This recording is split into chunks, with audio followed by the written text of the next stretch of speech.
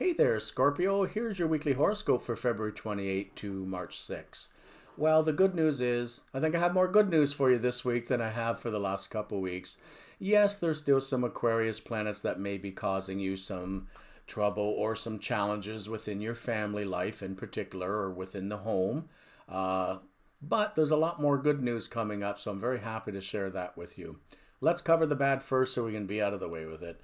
Yes, Saturn in Aquarius is still squaring Uranus in Taurus, and that might be creating some issues for you at home or within your marriage or within family. And it may not be you personally who's going through crises, but it could be someone that you love that's going through crises. Sometimes, Scorpio, people bring you their problems.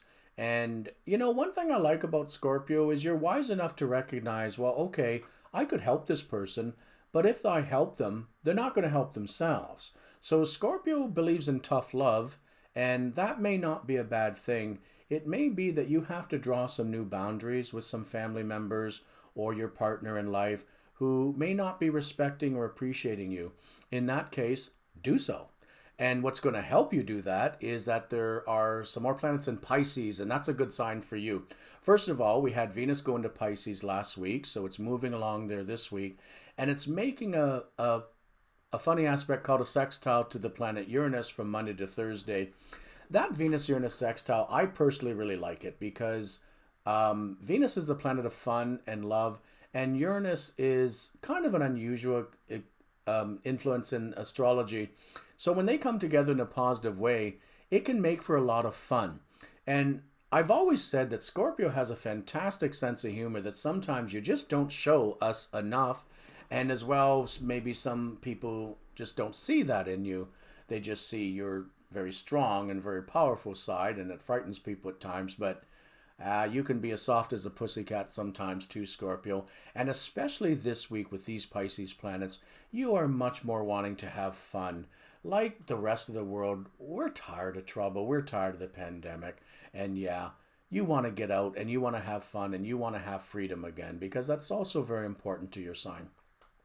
Well, the good news is Venus in Pisces will allow you to have a lot more fun this week. So you might join some new group that might be something fun that you can do. It could be art, it could be an activity, it could be a sewing circle, it could be a prayer group, I don't know what. But whatever you're doing with your social life this week, you should be having a good time with it. And by all means, go looking for something like that if nothing just shows up, because you will greatly enjoy yourself. The Sun in Pisces as well puts a highlight on, again, your desire to have fun and to not be involved with everything that's so serious all the time. That's only one part of who you are. You do like to have fun. Unfortunately, the Sun squaring the Moon's nodes from Wednesday on this week does bring up some karmic issues. We all put out sometimes some negative energy when we don't mean to, or sometimes we put out good karma, but this is an aspect of where karma kind of comes back to roost on your doorstep. It is a challenging aspect, so it's either your own karma has come back to you, or it's someone bringing their personal negative karma, and you might, like I say, have to draw a boundary and say, no, I've got my stuff, you've got your stuff, go take care of yourself. That might be the best response. With the Neptune also ruling Pisces and in the sign of Pisces, the only aspect it's making in the sky this week is a number of aspects to the moon as the moon continues to travel through the sky, basically. The best time probably for you will be from Tuesday to Thursday when the moon is in Scorpio and perhaps making some very positive aspects to Neptune. In the sky for sure, and maybe in your horoscope. It puts you very much deeply in touch with your spirituality, your faith, your creativity, but also with your health. Now, if you've had any health issues, this is the week to take a good look at them and to attend to them. I wouldn't ignore any health issues this week because actually there's a lot of good aspects around that might help you heal or finally diagnose something that might be ongoing perhaps and you haven't quite figured it out. So there is that good energy around you in regards to health, spirituality, and creativity, and also your emotional and mental and emotional state this week. With Mercury conjunct Jupiter in Aquarius, now that does perhaps create a challenging aspect to some Scorpios, but I like when Mercury Jupiter gets together because they're fun. Mercury is called the trickster of the zodiac among many other nicknames, and Jupiter is the major benefic or an indicator of major opportunities, and sometimes wealth.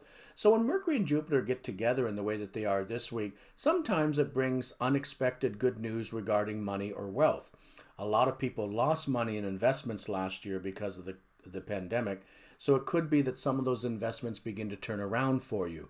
Or if you made any new investments, they begin to look positive for you. But as well, Mercury conjunct Jupiter is often transactions regarding money, money coming in and going out. Now for Scorpio, usually you're a good saver.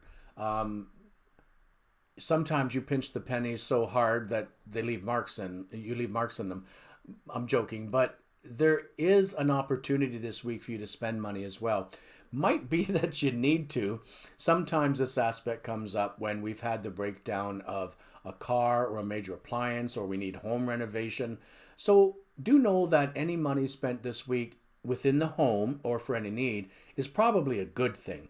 Of course, for example, I'll just use one. Putting a new roof on the house, that increases the value of the house for a number of years, because that's something that people usually don't want to spend the cost for. So if you're ever going to be selling your house in the next number of years, that's a plus. You get my drift. The only negative about Mercury conjunct Jupiter sometimes is you spend too much money. Or it could be that you put money out for a frivolous situation, or if somebody comes to you for money, wanting to borrow it, or what have you, and well, you might do it, but you may not see it come back. That's about the worst thing that might happen with Mercury conjunct Jupiter. Generally, it's an aspect of money coming to you.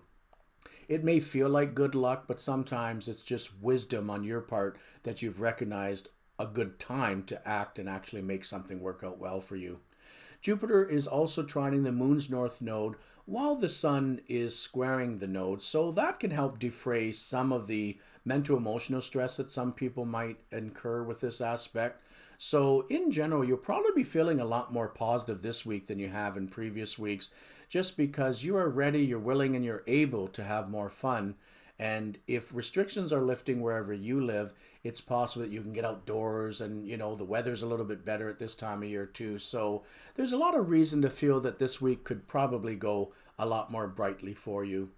With Uranus in Taurus still in your opposite sign and still square to Saturn, yes, there may still be some people in crises, hopefully not you, but you are a good person to be there for others, and you don't mind people leaning on you sometimes when needed, but you do believe in self-care and you do believe in tough love, and if that is the solution for people leaning on you, then speak up, tell them. With Chiron in Aries, it's a bit of an odd aspect for you. It does put Chiron in an area of work or also health for you. And since Chiron is a planetoid or asteroid, they call them these days, a centaur, whatever, it is potentially indicating that there's some health issues to look at.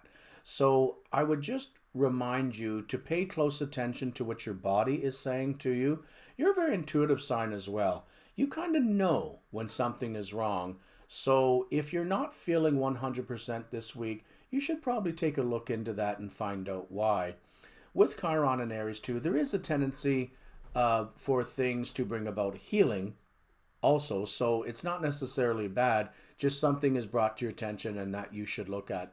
Sometimes it's just, people get annual testing or things like that for certain health problems or whatever. And it could be just that, just some procedures you may have to go through this week, but not necessarily an illness. When Mars goes into Gemini on Thursday, Gemini is an unusual sign in relationship to Scorpio because you're so different from one another. But sometimes you can get on, and when Mars in Gemini, Mars is a very important planet to Scorpio. It was considered once to be the ruler. Some astrologers still say so. But when Mars is in Gemini, it's kind of a placement that I could say it's kind of like poking you with a stick in a fun way. I mean, sometimes Gemini can be exasperating for you, but other times I think you look at Gemini and secretly wish you could be a little bit more like them, because they're so light, they're so easygoing, they don't take life so seriously like you do. I think sometimes some Scorpios might secretly wish they could be a Gemini and that they could be a little irresponsible, or they could just not take life so seriously. So when Mars enters into Gemini on Thursday this week, it might have you feeling like you would like to, come out of your shell a little bit there, Scorpio, or come up from underground where you like to be. Your sign rules the underworld, as it said. So I do think that there's a lot more opportunity this week for you to experience life in a lot more pleasant and positive ways. So I hope that's what happens for you, and good luck, Scorpio.